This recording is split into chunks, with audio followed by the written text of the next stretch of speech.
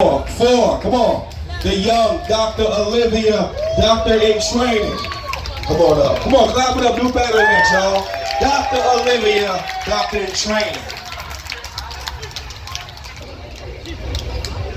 Hi guys, how's everybody doing today?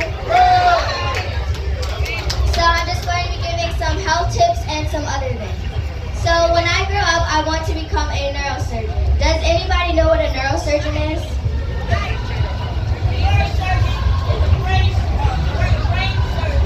Yes. Okay, so I wanted to become a doctor ever since I was 2 years old. It all started when I was going to California and I went to BJ's and I put money inside of a change jar that was for sick children. I told my mom that ever since then I knew that I wanted to become a doctor to help those children. So at first I wanted to become a pediatrician, but then one day at school there were kids just being disgusting, and when they would sneeze, one little boy had boogers just flying out of his nose, and I knew that if I became a pediatrician, I would have to deal with that all day, all the time. So once again, I had to find another career that I wanted to do. But I still knew that I wanted to become a doctor, but I didn't know what type. So one day I was on YouTube, watching YouTube videos, and then a video of a brain dissection came on. I thought it was the coolest thing, and then I decided that I wanted to become a neurosurgeon ever since. So I studied up on it, and now here I am.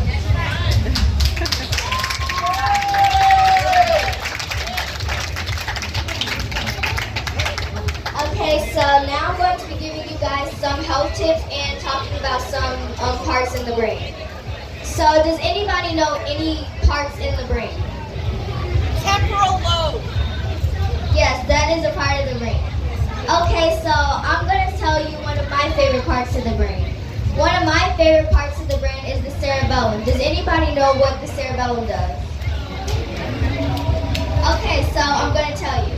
The cerebellum is one of the parts of the brain that's located in the middle of your brain, and it has to deal with coordination, balance, and movement. These are three key parts to what you do in your everyday life.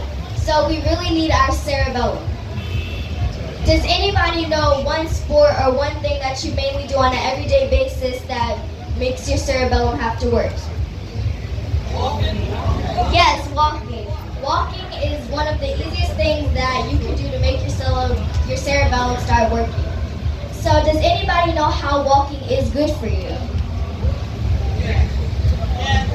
Keeping the heart going. Yes. So actually for walking, every time you take a step from your foot, the veins in your foot, they send a surge of blood which goes to your heart. It soon sends a message to your brain which makes your heart pump more blood and which is very, very healthy for you. And that keeps you moving, and it has to deal with your cerebellum also because coordination and movement. Okay. Next, we have for women trying to lose belly fat. Here's one of the best exercises that you can do to lose your belly fat. So you can sit on the floor, and the exercise is called reverse crunches. So you sit on the floor and you put your legs up and you move your body side to side, doing basically a crunch, but you're just moving your body side to side. And that's one of the best ways and number one exercise to lose belly fat. Hydration. Alright, and that's all I have to say for today. Make sure you guys stay healthy, and thank you